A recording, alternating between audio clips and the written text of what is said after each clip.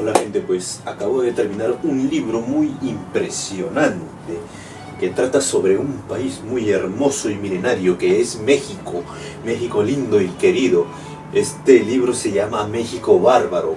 Suena un poco grotesco el título, pero justamente el tema que trata es uno de los episodios más oscuros de la historia de México, tal vez, que es el porfiriato o el gobierno de Porfirio Díaz, el dictador que gobernó con mano de hierro más de 3 décadas a esta gran nación. Y pues como su título lo dice, pues involucra pues los actos de una dictadura, actos atroces que en su momento pues hizo que México sea uno tal vez de los lugares más macabros para desenvolverse, tal vez como opositor, y también pues para hacer vida, ¿no?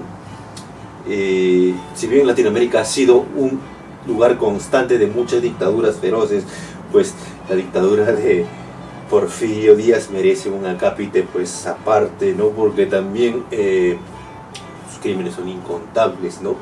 En este libro, que comienza, de John Kenneth Turner, escritor estadounidense, que conoció a Ricardo Flores Magón, un opositor de Porfirio Díaz, en la cárcel de Estados Unidos. O sea, Ricardo Flores Magón se fue a Estados Unidos perseguido por Porfirio Díaz, y en Estados Unidos, pues como en ese tiempo avalaban la dictadura de Porfirio Díaz, pues lo metieron a la cárcel esperando extraditarlo hacia México. Sin embargo, pues en ese lapso de cárcel, 2 años, el hombre pues se entrevistó con John Kenneth Turner, y pues este, no impávido y asombrado de las monstruosidades que escuchaba, pues decidió hacer una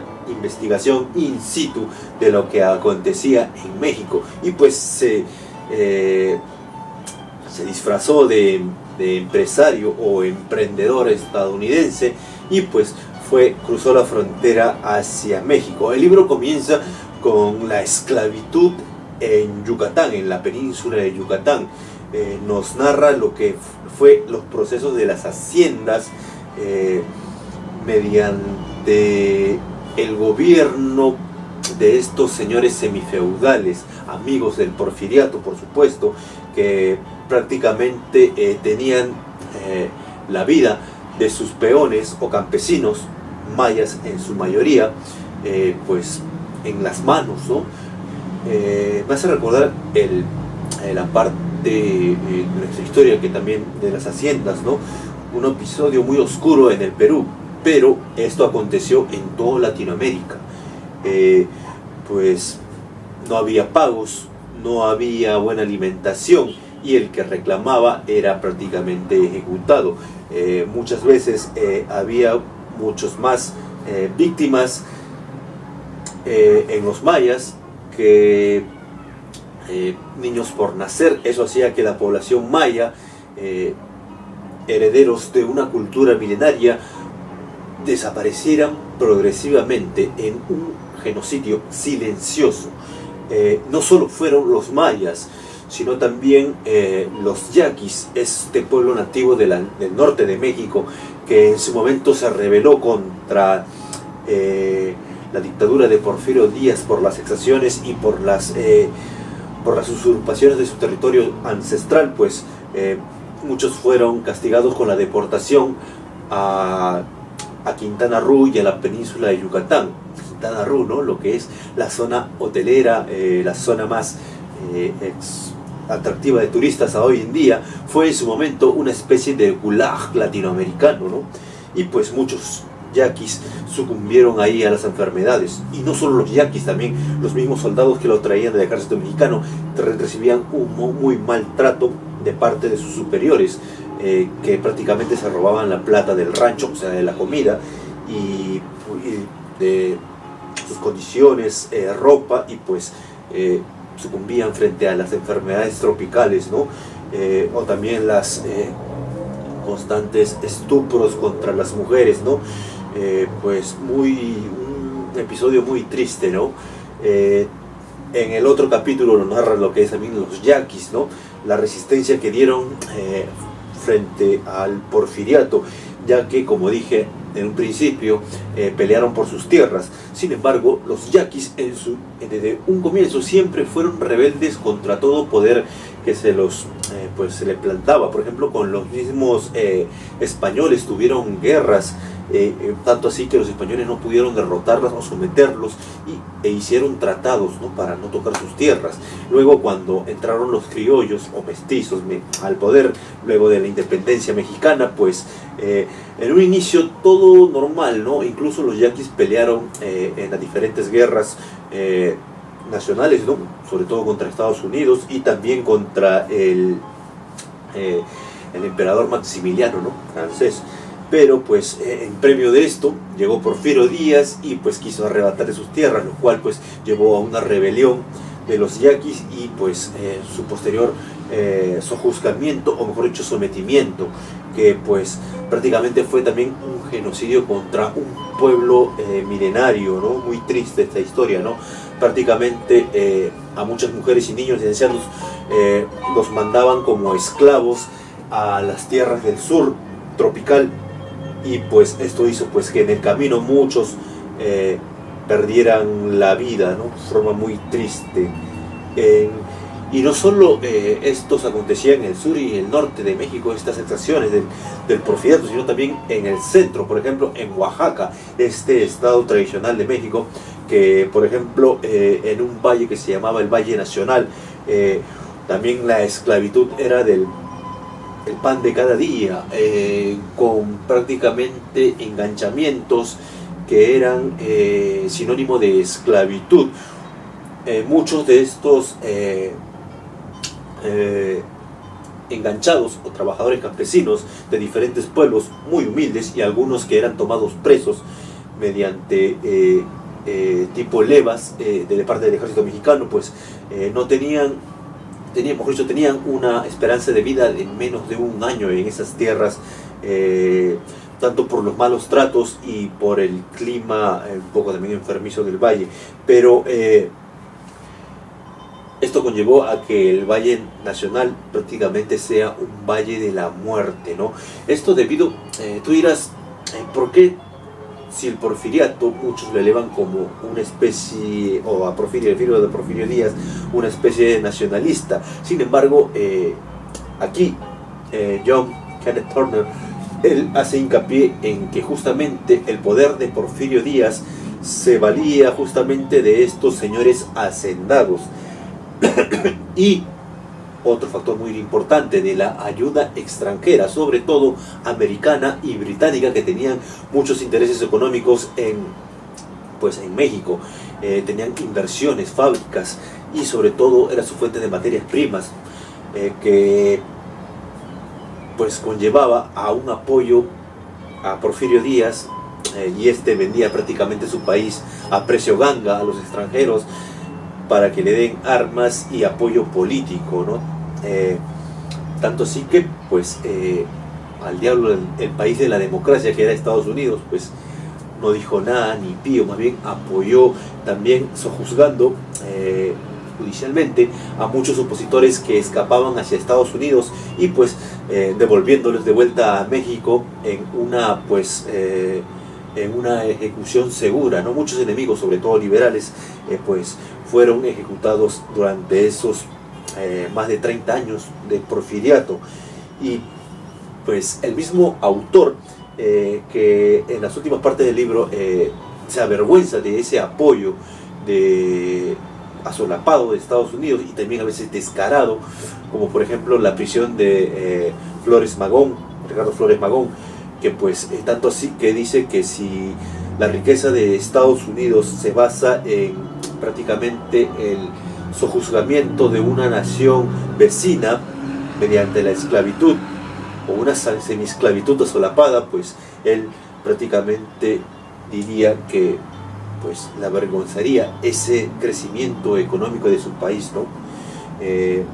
Una hipocresía, ¿no? Porque también Porfirio Díaz tenía panegidistas en ese país, ¿no? Muchos panegidistas, que sobre todo de parte del empresariado, que veían o se alegraban de que tuvieran un presidente tan pelele pues en el poder en México, ¿no? Que prácticamente les daban todo regalado, a cero impuestos, ¿no? Era el paraíso empresarial para ellos, ¿no? A costo del sudor y sangre de su propio pueblo, ¿no? Algo increíble, pero es cierto, justamente los dictadores, muchos dictadores latinoamericanos a través de la historia se han visto apoyados por el país más democrático del mundo, ¿no? Es algo curioso, ¿no? Esto no viene de estas épocas finales, sino viene de antes, ¿no? Por ejemplo, Porfirio Díaz, en este libro magistral, obra, pues que nos relata estos años, y justamente la última parte narra más la personalidad de Porfirio Díaz y hace hincapié justamente en el miedo. Muchas veces muchos dictadores a través de la historia tienen algo en común, que es el miedo propio, el miedo a ser despojados del poder, o pues por ahí también emboscados y pues desvividos, ¿no? Este miedo hizo que muchos dictadores en su tiempo pues cometieran o usaran el terror, ¿no? A más miedo propio, más terror, ¿no? Y como diría, como pasaría con muchos dictadores a través de la historia de la humanidad, ¿no? Nunca han podido vivir tranquilos, siempre ese era su cruz, ¿no? El miedo propio. Y Porfirio Díaz tal vez fue uno de los más cobardes, ¿no? En una capítulo o una parte final habla de la facilidad con que Porfirio Díaz lloraba en una batalla que había perdido previo, antes de su ascenso al poder, pues lloró como una Magdalena, pues llenando de vergüenza a sus propios soldados, ¿no? Tanto así que le pusieron el apodo de El Lloroncito, ¿no? Para que vean lo que fue la cobardía de este hombre en su momento, ¿no? Que pues desvivió a muchos de sus opositores y que antes de llegar al poder fue también un conspicuo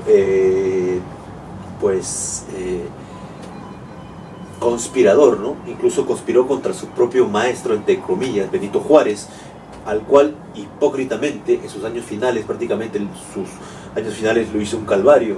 Sin embargo, ya después de su muerte de Benito Juárez, pues Porfirio Díaz en todos los años pues le hacía un discurso en el aniversario de su fallecimiento, ¿no? Algo hipócrita, ¿no? Si bien, mención aparte, hay que decir que pues, Porfirio Díaz prácticamente sus años finales llegó hasta más de 80 años y pues fue derrocado, ¿no?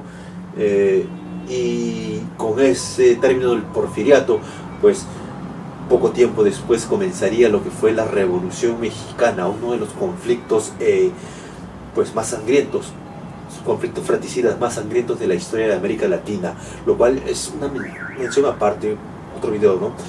Pero para entender un poco por qué fue o por qué pasó esta Revolución Mexicana, este libro es importante, México Bárbaro, de John Kenneth Turner, para entender lo que fue el porfiriato y los años previos y por qué el pueblo se levantó en armas contra ese sistema opresor, ¿no? Si bien no solo aconteció en México, aconteció en toda América Latina.